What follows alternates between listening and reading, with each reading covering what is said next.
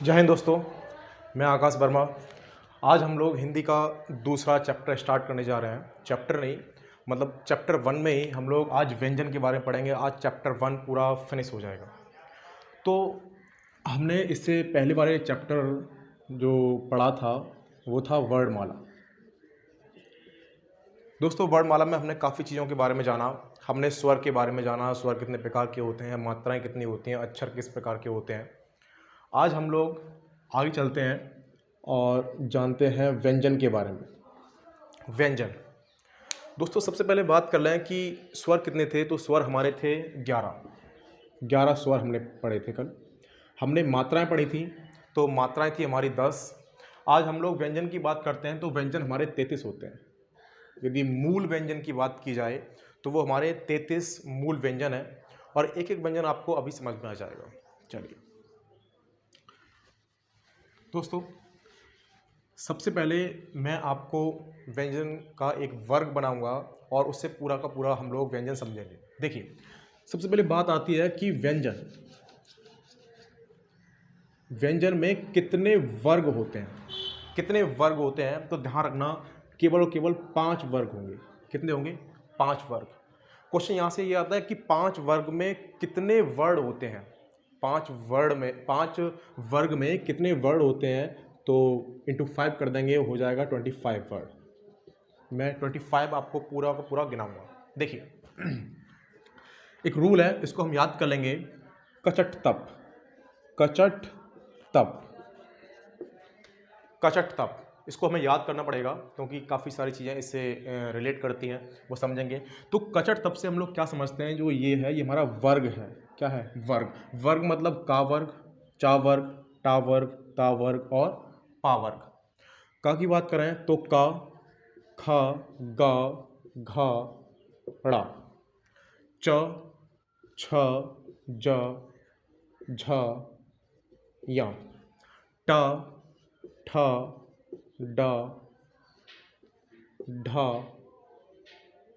णा, ता, था, दा, धा, ना, पा, फा, बा, भा, मा। तो दोस्तों, यहां से लेकर यहां तक ये हमारा वर्ग था। का वर्ग, चा वर्ग, टा वर्ग, ता वर्ग और पा वर्ग। का वर्ग में 5 वर्ड, चा वर्ग में 5 वर्ड। मतलब यहां से लेकर यहां तक हम काउंट करें तो ये 25 आता है। कितना आता है? 25। तो 5 वर्ड में आपके 25 वर्ड हैं। कितने? 25 वर्ड। और दोस्तों ध्यान रखना, यहाँ से क्वेश्चन पूछा जाता है कि यहाँ से यहाँ तक जो 25 वर्ड हैं इनको क्या कहते हैं, तो इनको हम लोग बोलते हैं स्पर्शी व्यंजन। क्या बोलते हैं? स्पर्शी व्यंजन। स्पर्शी व्यंजन जो है, स्पर्श का मतलब ये हो गया कि जब आप इनको बोलोगे तो कहीं ना कहीं से आपके जीभ जो है वो ध्वनि से टकराएगी। जब आप ध्वनि निकालोगे बोलने में, आप बोलोगे का, चा, मा, णा, ना, तो जीव और ध्वनि आपस में कहीं ना कहीं टकराएगी और इसी टकराव को हमने कह दिया स्पर्श। मतलब स्पर्श करती हुई निकल रही है। जो आपकी ध्वनि है, जो हवा है, वो आपकी स्पर्श करती हुई निकल रही है। इसीलिए हमने क्या कहा, हमने यहाँ से यहाँ तक सभी को कह दिया स्पर्शी व्यंजन। तो पूछा भी जाता है स्पर्शी व्यंजन कौन से होते हैं, तो मैं यहाँ पे लिख दूंगा बाद में। ठीक है, आगे आगे अब यहाँ से बहुत सारे क्वेश्चन बनेंगे, वो देखिए। अब जो आपका यहाँ से यहाँ तक का से माँ तक है, स्पर्शी व्यंजन है, मैं यहाँ पर इसको इस बॉक्स में बंद कर देता हूँ। और ये जो आपके 5 दिखाई दे रहे हैं, ण, ण, ण, न, मा, इनको हम लोग बोलते हैं पंचमाक्षर। इनको बोला जाता है पंचमाक्षर। पूछा भी जाता है कि पंचमाक्षर कौन सा होता है।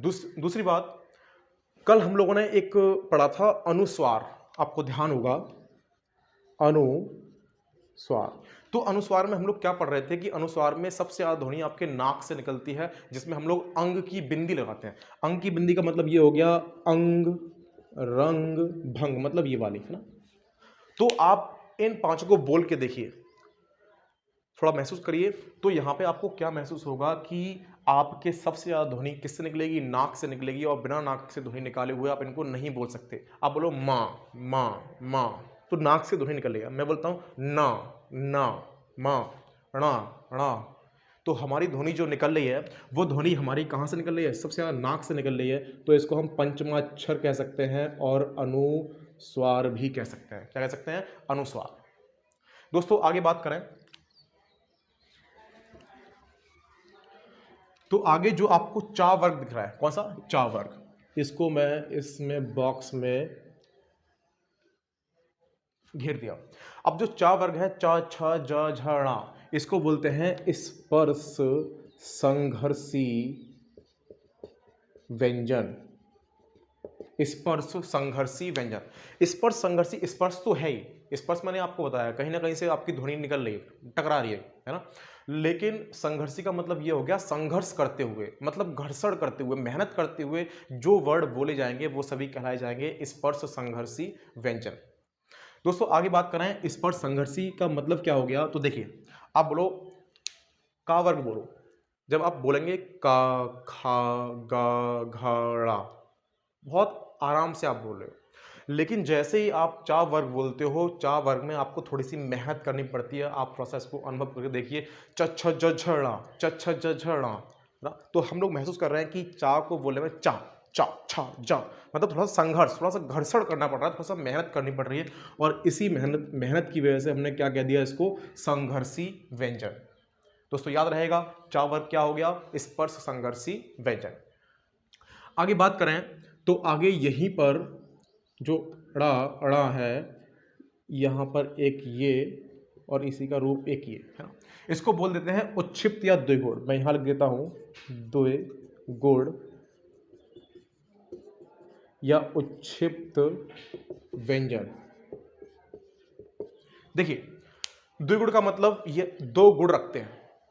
उच्छिप्त का मतलब जिसकी उपेक्षा की जाए, मतलब ऐसे वर्ड जिसकी उपेक्षा की जाती हो वो हमारे कहलाएंगे कौन कौन से? वो अणा और अणा, इसको बोलते हैं अणा अणा। मतलब इस पे जो बिंदी है वो आपकी नीचे है। और ध्यान रखना कभी भी कोई भी शब्द जब हम स्टार्ट करते हैं तो वो आपका इन दोनों से स्टार्ट नहीं होता। द्विगुण या उच्छिप्त से कोई भी शब्द आपका स्टार्ट नहीं होता।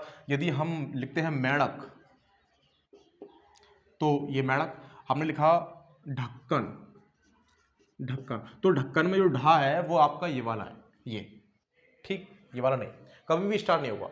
आप कोई भी शब्द ऐसा लिख के देखना जिससे ये स्टार्ट हो, कभी भी कोई भी शब्द बना नहीं जिससे स्टार्ट ये होता है। इसलिए क्या हुआ, इनको घर से निकाल दिया गया, मतलब इनकी उपेक्षा कर दी गई, इनको घर से निकाला हुआ है, ठीक है ना। इनको इनके घर में कह सकते हैं स्थान नहीं है, ठीक है ना। तो ये हो गए आपके उच्छिप्त और द्विगुण व्यंजन। कौन कौन से हो गए? अड़ा और अड़ा। दोस्तों आगे बात करें तो आगे हमारा एक आता है अंतःस्थ। अंतःस्थ में हम लोग पढ़ते हैं या रा ला और वा को, या रा ला और वा। अब ये अंतःस्थ क्या होता है, तो अंतःस्थ समझें। अंत का मतलब अंतः, अंदर, स्थ का मतलब स्थित है, मतलब ऐसे वर्ड जो अंदर स्थित है, मतलब अंदर बैठे नहीं है ना, अंदर से निकलते हैं। आप जब बोलते हो, आप बोलो का, तो यहाँ कंठ है ना, का।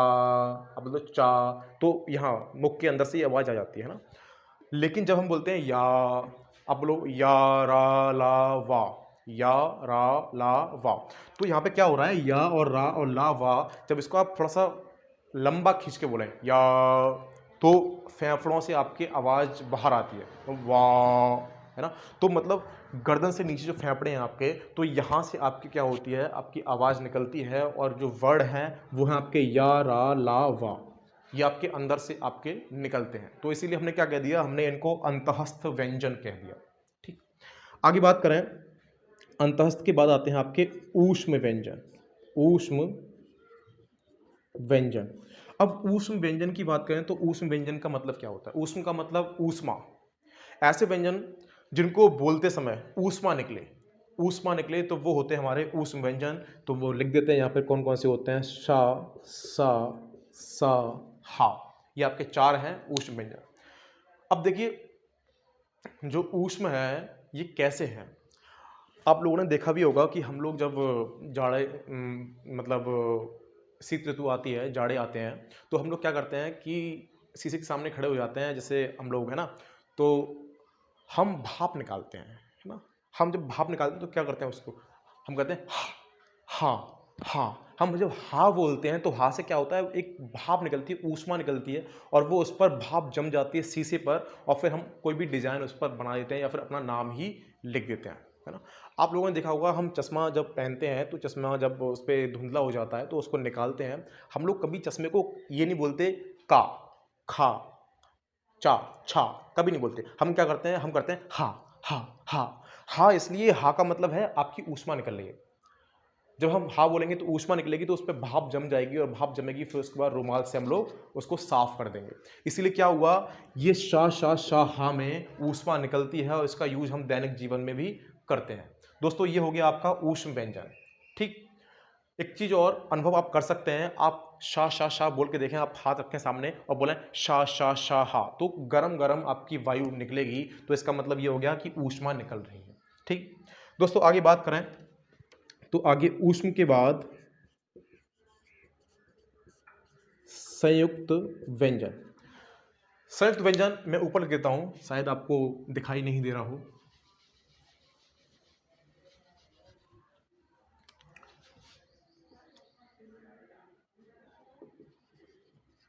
संयुक्त व्यंजन। दोस्तों जो संयुक्त व्यंजन होते हैं वो क्या होते हैं? संयुक्त का मतलब मिलकर बना हुआ। कल हम लोगों ने पढ़ा था संयुक्त स्वर, है ना। संयुक्त स्वर में हमने गुण संधि और वृद्धि संधि वाले पढ़ लिए। आज हम पढ़ेंगे संयुक्त व्यंजन। तो संयुक्त व्यंजन जो है वो आपके छ, त्र, ज्ञ और श्र, यहाँ से क्वेश्चन आता भी है और काफ़ी सारा क्वेश्चन गलत हो जाता है, लेकिन आज के बाद आपका क्वेश्चन बिल्कुल भी गलत नहीं होगा। वो देखिए कैसे पूछा जाता है कि ये किन शब्दों से, किन वर्णों से मिलकर बना हुआ है। शब्दों से नहीं, किन वर्णों से मिलकर बना हुआ है। तो ध्यान रखेंगे, दो वर्णों से मिलकर बना हुआ है। आप छा को छोड़ दो, आप त्रा को देखें। तो मैं त्रा की बात करूं तो आप त्रा को स्लो मोशन में बोलो, बहुत ही धीमे धीमे बोलो, एकदम लय में, बहुत धीमे। तो मेरे साथ बोलिए तेरा, तेरा मतलब ता आया, तेरा, है ना। तो तेरा का मतलब ये हो गया कि ता और रा जब आपस में मिलते हैं तो क्या बनता है? तेरा बनता है। खत्म कहानी, आपको याद ही नहीं करना। आगे देखें, ज्ञा को छोड़ दीजिए, आप श्रा को देखिए। श्रा में भी आप स्लो मोशन में बोलिए, बहुत धीमे से बोलिए और थोड़ा सा लंबा खींचिए इसको, है ना। तो अपने आप ही जिस वर्ड से ये बना है वो आपके मुख के अंदर ही बैठा हुआ है। देखिए, अब बोलो शी रा, शी रा, शी रा, है ना, श्रा, शी रा। तो सा सीटी और रा के मिलने से क्या बनता है? आपका श्रा बनता है। तो हमने ये दो जान लिए और कभी भी हमारे गलत नहीं होंगे, ना हमें आज के बाद इसको याद करना। यहाँ पर देखें ज्ञा, तो ज्ञा में आपको मैं बताऊँ एक लॉजिक है। आप जो नीचे ये देख रहे हैं, मैं इसको ये हटा दूँ इसको इस प्रकार से, तो क्या बन गया? ये जा बन गया। क्या बन गया? जा बन गया। हाँ, अब जब जो मैंने नीचे हटाया था उसको मैं यहाँ लगा दूँ ऊपर, तो देखो क्या बन गया ये, तो आपका ये यहाँ बन गया। क्या बन गया? यहाँ। दोस्तों बात आई समझ में? ज्ञा गाने के नीचे से मैंने डंडा हटा दिया तो जा मिला मुझे, और उस डंडे को मैंने ऊपर लगा दिया तो मुझे या मिल गया। तो ये जो ज्ञा ज्ञानी है वो किससे बना है? जा और या। इसको हम लोग या पढ़ते हैं, जा और या। ये आपका हलंत है, ठीक है ना। जा पे हलंत, ता पे हलंत और सा पे हलंत, मतलब पहले पहले शब्दों वाले आपके हलंत हैं। अब छा क्षत्रिय की बात करें तो छा क्षत्रिय को आपको याद कर लेना, का और सा षटकोण के मिलने से क्या बनेगा? आपका छा क्षत्रिय बनेगा। दोस्तों छा त्रा ज्ञा श्रा, छा में देखा का और सा, त्रा में देखा त्रा को, ते रा। हमने ज्ञा ज्ञानी, तो ज्ञा में हमने नीचे से जो डंडा था वो हटाया, तो ज्ञा से जब इसको हटाया हमने तो क्या बन गया? जा बन गया। जब इस डंडे को ऊपर लगा दिया तो क्या बन गया? या बन गया। श्रा, श्रा को स्लो मोशन में बोला तो क्या बना? शी और रा। दोस्तों यहाँ से यहाँ तक हम लोगों ने आपके व्यंजन पढ़ लिए। आगे यहीं पे बहुत सारे व्यंजन आएंगे, मैं इसको मिटाते जाता हूँ, आप लोग नोट करते जाइए साथ साथ।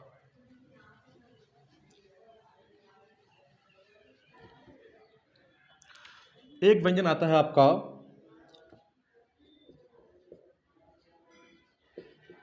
लुंठित व्यंजन। अब बात करते हैं लुंठित व्यंजन क्या होता है। लुंठित का मतलब ये होता है जब आप ऐसे वर्ड को बोलते हो तो जीभ ऊपर टच होके तुरंत लुढ़क जाती है, ऊपर टच होके तुरंत मुड़ जाती है, लुढ़क जाती है, तो वो होता है हमारा लुंठित व्यंजन। और लुंठित व्यंजन आपका रा है। क्या है? रा।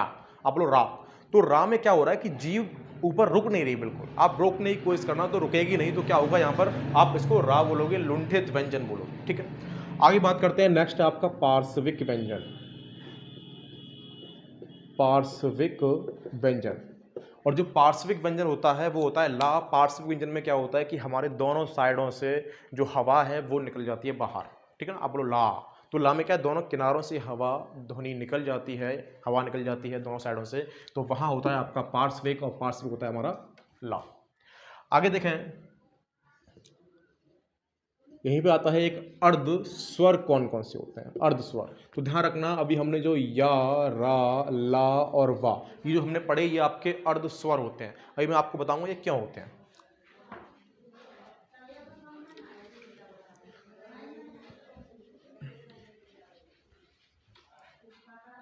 देखिए दोस्तों, या, रा, ला, वा, ये अर्ध स्वर क्यों है वो थोड़ा समझ लीजिए। आप बोलिए गया, इसे देख लेते हैं। अब ये या है, यहाँ या है, हाँ? मैं, आपने बोला गया, थोड़ा लंबा खींचो, गया, तो हम या नहीं बोल रहे, हम लास्ट में क्या बोल रहे हैं, हम लास्ट में आ बोल रहे हैं। तो यहाँ पे देख रहे हैं तो हम बोल रहे हैं गया, तो या को हमने किस में बदल दिया, आ में बदल दिया, ग या आ बोल दिया ना। तो इसी कॉन्सेप्ट को हम लोग क्या बोलेंगे, अर्ध स्वर बोलेंगे। और अर्ध स्वर कौन कौन से हो गए, या, रा, ला और वा। चलिए दोस्तों, इतना मैं समझता हूं आपका क्लियर हो गया होगा। आगे हम लोग जो वर्ड हैं इन्हीं को थोड़ा सा और जानते हैं, थोड़ा सा डिस्क्राइब और करेंगे। इसको पूरे को मिटाता हूं और फिर एक कॉन्सेप्ट बनाते हैं। अभी देखिए, अभी जो हमने कचट तब, इसको याद रखना है, कचट तब जो वर्ग पड़ा, इसी को हमें क्या करना है, अभी हमें कंठ, तालव्य, मूर्धा, दंत, ओष्ठ, इसको हमें पढ़ना है। ओष्ठ, कंठ, तालव्य, मूर्धा, दंत, ओष्ठ, ठीक है ना। कंठ, तालव्य, मूर्धा, दंत, ओष्ठ। मैं एक बार आपको इसको याद कर दूं ये होता क्या है, उसके बाद आप समझ लीजिए कि पूछा जाता है कि बताओ चा क्या है, इसमें णा क्या है, माँ क्या होता है, ता क्या होता है, धा क्या होता है, ठीक है ना। तो देखिए, पहले बात करते हैं कंठ की। तो सबसे पहला, कभी कभी क्रम भी पूछ लेते हैं, क्रम में सबसे पहला कौन सा है, कंठ है, लास्ट का कौन सा है, तो आपका ओष्ठ है। देखिए, कंठ का मतलब ये गला है ना, गले में जो आप नाल देख रहे हैं है ना, ये वाला आप लोग अच्छे से जानते हैं, इसको हम बोलते हैं कंठ। तो कंठ से यदि कोई वर्ड बोला जा रहा है तो वो आपका हो गया कंठ वर्ड, ठीक है ना। आगे देखें, तालव, मूर्धा, दंत, ओष्ठ। तो तालव क्या होता है, देखिए अभी हल्का सा मैं एक कॉन्सेप्ट बताऊंगा, थोड़ा ध्यान से सुनना। जो आपके दांत हैं, दांत पर अपनी जीभ हल्की सी टच करो। जैसे आप दांत पर जीभ टच करते हो तो दांत के बाद जब हल्का सा ऊपर वाला जो हिस्सा है दांत के ऊपर वाला, उसको आप थोड़ा सा ऐसे टच करो, ऐसे, है ना। तो जब हम ऐसे टच कर रहे हैं तो वो आपका खुरदरा भाग है। कौन सा भाग है, खुरदरा। कौन सा भाग मिला आपको, खुरदरा भाग, ठीक। अब इस खुरदरे भाग से हल्का सा पीछे जाओ और उसको टच करो, ये आपका चिकना भाग है ना। तो जहां आपका चिकना भाग मिला वो होता है आपका तालु, और जो आपका खुरदरा भाग आपने टच किया था वो होता है आपका मूर्धा। और दंत को हम लोग जानते हैं, दांत जो आपने टच कर लिए हम लोग, ओष्ठ, ओष्ठ, ओष्ठ, ओष्ठ का मतलब होता है ओठ, जो आपके अभी दिखाई दे रहे हैं, आपको महसूस हो रहा होगा, ठीक है ना। तो कंठ को हम जानते हैं, दंत को जानते हैं, ओष्ठ को जानते हैं, तालब आपने देख लिया, कंठ के ऊपर का या कह सकते हैं कि मूर्धा के पीछे वाला, मतलब खुरदरे भाग से हल्का पीछे वाला जो होता है वो चिकना भाग, वो पूरा का पूरा क्या होता है, वो पूरा आपका तालव्य होता है। क्लियर, तो इसको याद कर लेंगे, कंठ, तालव्य, मूर्धा, दंत, ओष्ठ। आगे इसको अभी हम बना लेते हैं, का वर्ग में का, ख, ग, घ, ण, च, छ, ज, झ, ण, ट, ठ, ड, ढ,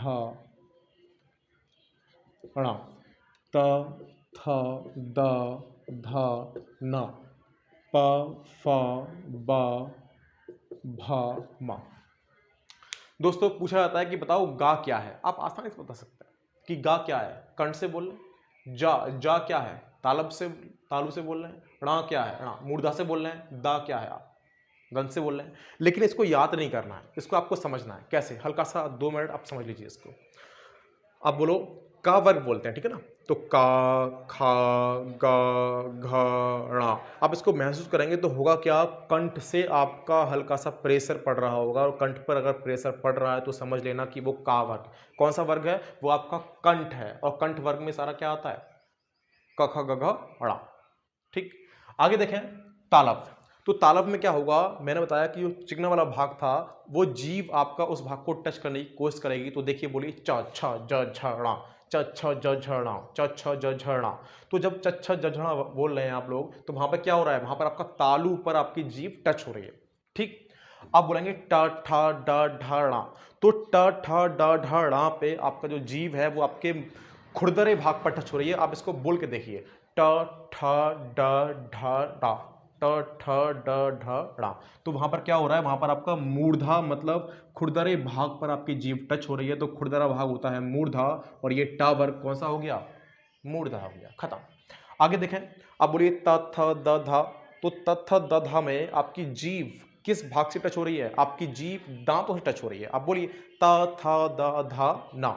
तो वहां पर क्या हो रहा है, जीभ आपकी दांतों से टच हो रही है, तो इसको बोल देते हैं हम लोग दंत, है ना। तो ये ता वर्ग क्या हो गया, दंत हो गया। यहां पर देखें ओष्ठ। तो आप बोलिए प फ। तो प फ ब भ बोलने में दोनों होठ आपस में मिलेंगे, तो इसका मतलब ये हो गया कि वो वर्ड कौन सा हो गया, वो आपका ओष्ठ हो गया। खत्म कहानी। आगे आगे बात करते हैं कि मूर्धा में ही हम लोग अणा और अणा इसको पढ़ते हैं। आपने देखा भी था, ये इसके पास में भी था, है ना। तो अणा अणा को पढ़ते हैं। आगे हम लोग आ ई उ ऋषि ए ओ। हम स्वरों को भी जान लेते हैं कि स्वरों को किस भाग से बोला जाता है, कंठ से, तालु से, दंत से, मूर्धा से, ओष्ठ से, है ना। तो यहां पर देखें, पहली चीज आप आप बोल के देखिए, आ। तो आ में क्या हो रहा है, आपका प्रेशर कहां पड़ रहा है, कंठ पे पड़ रहा है। तो इसका मतलब ये हो गया कि कंठ में कौन सा हो गया, आ और बड़ा आ। यहीं पर आता है आपका अहा, है ना। तो अहा भी किससे बोला जाता है, आपका कंठ से बोला जाता है। यहां पर हम एक और देख सकते हैं, जो आपका हा है, हा को मैं और ही बताऊंगा। हा जब बोलते हैं हा, तो हा में क्या होता है, आपके कंठ से बोला जाता है। और हा को हम लोग कभी कभी अली भी कहते हैं। किससे बोलते हैं, अली। अली का मतलब होता है नाद, अली या नाद, है ना। तो यदि अली और नाद ऑप्शन में नहीं है, तो आप वहां ऑप्शन में क्या लगा देंगे, कंठ लगा देंगे। अली नाद ऑप्शन में नहीं है, तो वहां ऑप्शन में 100% कंठ होगा, ठीक है ना। चलिए, तो ये खत्म। अब ई की बात करें तो ध्यान रखेंगे, जो तालव्य है, तो तालव्य में आपका ई और ई आता है। क्या आता है, ई और बड़ी ई। ओके, ये खत्म। यहां देखें ऊ और ऊ, तो ध्यान रखेंगे अब हम ऊ बोलते हैं। ऊ, तो ऊ में आपके हल्के से दोनों होठ किनारों से दब जाते हैं, मतलब चिपक जाते हैं। जब चिपकते हैं तो इसका मतलब ये हो गया कि वो हमारा ऊ ओष्ठ हो गया। क्या हो गया, ओष्ठ हो गया, है ना। अब ये खत्म। अब बात आती है ऋषि की। तो ऋषि में हम लोग देखेंगे मूर्धा में जाएंगे। कहाँ जाएंगे, मूर्धा में। तो ऋषि कहाँ आता है, आपका मूर्धा में आता है। तो ऋषि खत्म। अब ये भी हो गया। अब यहां देखें ए ओ, ये किससे बोला जाता है, सबसे इंपोर्टेंट है, और यहां पर हम लोग गलत कर देते हैं, लेकिन आज के बाद ये बिल्कुल गलत नहीं होगा। कैसे नहीं होगा, तो वो देखिए, जब हम ए और ए की बात करें तो ये किससे बनता है ना। हम लोगों ने पढ़ा था कल, कॉन्सेप्ट जो था कि स्वर, संयुक्त स्वर किसे कहते हैं। तो संयुक्त स्वर में हम लोग 4 पढ़े थे, 1 2 3 और ये 4। जब हमने ए को देखा तो एक किससे बना था, आ या फिर ई और ई, इससे बना हुआ था, है ना। जब इन दोनों के मेल से वो बनता है, उसे बोलते हैं ए या ए। तो यहां पर देखेंगे आ किससे बोल रहे हैं, कंठ से। ई किससे बोल रहे हैं, तालु से। ई किससे बोल रहे हैं, अभी आपने देखा तालु। तो इसका मतलब ये क्या हो गया, कंठ तालव्य, कंठ तालव्य। Point clear. तो कंठ तालव्य कौन सा हो गया, ए हो गया। यहां पर देखें ओ और ओ, हम लोगों ने कल जाना था कि आ और बड़ा आ या फिर ऊ और बड़े ऊ, ये आपस में जब मिलेंगे तो क्या बनेगा, ओ और ओ बनेंगे। तो यहां पर देखते हैं, जो आ है आपका, वो है आपका कंठ से बोला जा रहा है। जो ऊ है, तो ऊ में देखेंगे आप ओष्ठ से बोल रहे हैं। किससे बोल रहे हैं? ओष्ठ, है ना। तो ओष्ठ से बोला तो इसका मतलब ये क्या हो गया, ये बन गया आपका कंठोष्ठ। क्या हो गया? कंठोष्ठ। क्या बन गया आपका? कंठोष्ठ। तो पूछा था कि कंठोष्ठ से कौन कौन से वर्ड बोले जाते हैं, तो ओ और ओ। कंठ तालव्य से कौन से बोले जाते हैं, तो आपके ए और ए। एक सबसे इंपॉर्टेंट यहां पर जो आता है उसको बोलते हैं दंतोष्ठ। मतलब दंत और ओष्ठ से कौन सा वर्ड बोला जाता है, मात्र और मात्र एक वर्ड है वो, जिसे बोलते हैं वा। क्या बोलते हैं? वा। तो वा को आप दंतोष्ठ से बोलते हैं। इसमें ये भी पूछा जाता है कौन सा वाला दांत, तो आप बोल के देखिए वा। वा में क्या हो रहा है? ऊपर वा ऊपर वाला दांत और नीचे वाला ओठ। नीचे वाला ओठ। वाह जब बोलेंगे हल्का सा वहां रुक जाना, वाह बोलने के साथ हल्का सा रुकें। वाह, तो वाह में देखें ऊपर वाला दांत और नीचे वाला होठ आपस में मिलता है, वाह वाह वाह वाह, है ना। तो वाह में दंतोष्ठ हो गया, ऊपर वाला दांत और नीचे वाला ओष्ठ। ठीक है ना। तो पीसीएस में आया हुआ ये क्वेश्चन है कि कौन सा वाला दांत होता है, कौन सा वाला ओष्ठ होता है। दोस्तों यहां से यहां तक आपने नोट कर लिया होगा। अब आगे जब हम पढ़ें तो यहां आते हैं आपके ऊष्म, है ना। ऊष्म में हम देखेंगे सा सा सा हा। हा को हमने देख लिया, ठीक है ना। तो सा हा मैं यही आपको बता दूं कि कंठ को छोड़ दो। क्यों छोड़ दो? कंठ को। कंठ के बाद लाइन से आप लिख दीजिए सा सा सा, बिल्कुल लाइन से लिख दो। तो वहां पर क्या हो गया? ये सा आपका क्या हो गया? सा तालु, सा मूर्धा, सा दंत। क्लियर? आप चाहो तो मैं यहां लिख देता हूं सा तालु, सा मूर्धा, सा दंत। क्लियर? आगे देखें, या जो आपका या है वो भी किस में आता है? वो भी आपके तालव्य में आता है। तो इसको हम याद भी कर सकते हैं कैसे? आप ऐसे ना लिखिए, आप इसको लिख दो यश, है ना, यस। तो या और सा किस में हो गया? आपका तालु में हो गया। Point clear? दोस्तों यहां से यहां तक आप नोट कर लीजिए। आगे हम देखते हैं खत्म होने वाला चैप्टर, जिसमें आप हम लोग पढ़ेंगे अघोष, सघोष, अल्पप्राण और महाप्राण। चलिए इसको मिटाता हूं, यहां से ये मिटाता हूं। ओके,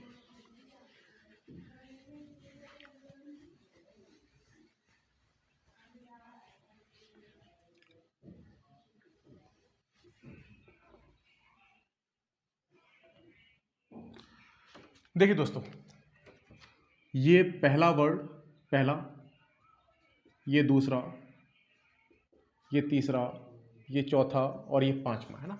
5 वर्ड हो गए।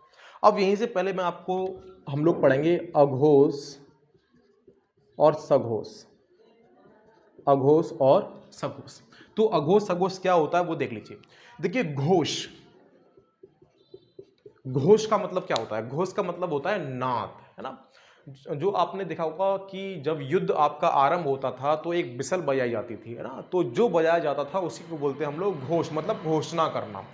तो सघोष जब यदि पूछता है कि इसमें से कौन सा वर्ड घोष है, तो घोष का मतलब ये हो गया कि वो सघोष पूछ रहा है। क्या पूछ रहा है? सघोष पूछ रहा है। और सघोष में ध्यान रखेंगे स्वर तंत्रियों में कंपन होता है। जो हम बोलते हैं तो यहाँ पर आपका कंपन होगा। यदि किसी वर्ड को बोलने में कंपन हो रहा है तो समझ लेंगे वो आपका सघोष है। और जिन वर्डों को बोलने में कंपन नहीं हो रहा, क्या नहीं हो रहा? कंपन नहीं हो रहा, तो वो हो गया हमारा अघोष वर्ड। ठीक है ना। अभी बहुत सिंपल है, अभी आप याद कर लेंगे इसको। देखिए आ, वर्णमाला के क्रम में हम देखें तो सबसे पहले आ आता है और उसके बाद सा आता है। पहले आता है आ, उसके बाद सा। तो आ का मतलब हो गया पहला और दूसरा, मतलब स्टार्टिंग में पहला और दूसरा। ये क्या हो गया? ये आपका हो गया अघोष। तो कोई पूछता है कि फा क्या है? अघोष है। ठा क्या है? अघोष है। खा क्या है? अघोष है। चा, टा, ये सब क्या है? आपके अघोष हैं। कोई पूछता है आपसे सघोष क्या है, तो ध्यान रखेंगे लास्ट के जो आपके 3 बचे ये आपके सघोष हो गए। लास्ट के 3 आपके क्या हो गए? सघोष हो गए। तो कह सकते हैं हम लोग पहला और दूसरा वर्ड, पहला और दूसरा वर्ड क्या हो गया? अघोष हो गया। और तीसरा, चौथा, पांचवा वर्ड क्या हो गया? आपका सघोष हो गया। अब इसमें अंतःस्थ और ऊष्म भी आता है, तो अंतःस्थ और ऊष्म की बात करें तो अघोष में ध्यान रखेंगे, अंतःस्थ में से कुछ नहीं लेकिन ऊष्म में आपका सा शा सा, ये 3 सा आते हैं, शा शा और सा, ये 3 सा आपके आते हैं किसमें, अघोष में। लेकिन सघोष की बात करें तो सघोष में क्या आता है, यहाँ पे जो हा बचा वो आएगा, और आपका अंतःस्थ जो था अंदर से बोले जा रहे थे वो है आपके या, रा, ला और वा, वो किस में हो गए, सघोष में हो गए। दोस्तों आगे बात करें, महाप्राण, पहले अल्प प्राण, दूसरा महाप्राण, अल्प प्राण और महाप्राण, ठीक है। तो अल्प प्राण महाप्राण होता क्या है, अल्प प्राण का मतलब कम, अल्प का मतलब कम, महा का मतलब ज्यादा, मतलब जिन वर्णों को बोलने में कम ध्वनि निकलती है, कम प्राण खर्च होते हैं, उसमें क्या होता है, उसे हम बोलते हैं अल्प प्राण। जिस वर्ण को बोलने में ज्यादा प्राण खर्च हो रहे हो, ज्यादा वायु खर्च हो रही है, उसे बोलते हैं हम लोग महाप्राण। तो अल्प प्राण महाप्राण होते कौन से हैं, फिर दोबारा वही कॉन्सेप्ट, कभी नहीं भूलोगे कि आ वर्णमाला के क्रम में पहले आता है और मा बाद में आता है। तो पहले से स्टार्ट करेंगे, कैसे करेंगे वो देखिए, अल्प प्राण महाप्राण, अल्टरनेट, एक के बाद दूसरा, दूसरे के बाद तीसरा, अल्प प्राण महाप्राण, अल्प प्राण महाप्राण, अल्प प्राण। बात समझ गए, आज से स्टार्ट कर दो, फिर उसके बाद एक एक करके लिखते जाओ, अल्प प्राण महाप्राण, अल्प प्राण महाप्राण, अल्प प्राण, ठीक है ना। तो अल्प प्राण में आपका क्या हो गया, का वर्ग, महाप्राण में का से पूरा वाला ये खड़ा हुआ लाइन, ठीक है ना। यहाँ देखें महाप्राण, तो महाप्राण में क्या हो गया आपका खा छा ये सारा, ठीक। तो यहाँ लिख देता हूँ, अल्प प्राण में पहला, तीसरा और पांचवा, पहला, तीसरा और पांचवा, क्लियर। महाप्राण में आपके 2 आते हैं, दूसरा और चौथा। ऐसे भी सोच सकते हैं कि अल्प प्राण में आपकी विषम संख्या है और महाप्राण में आपकी सम संख्याएं 2 और 4, ठीक है ना।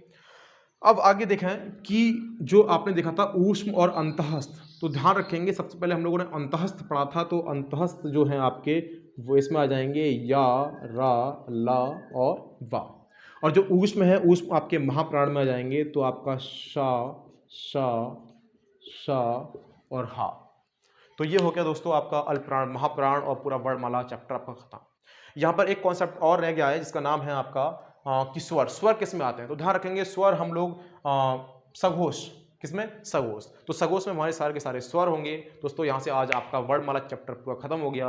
अब आप अपनी प्रैक्टिस सेट कीजिए, कोई भी आप प्रैक्टिस सेट ले लीजिए हिंदी का और वर्णमाला ये क्वेश्चन को करिए, आसानी से हर एक क्वेश्चन आपका सॉल्व होगा, ठीक है। अगली क्लास के लिए हम लोग नेक्स्ट टॉपिक देखते हैं क्या होता है। तो थैंक यू वेरी मच, धन्यवाद, नमस्कार।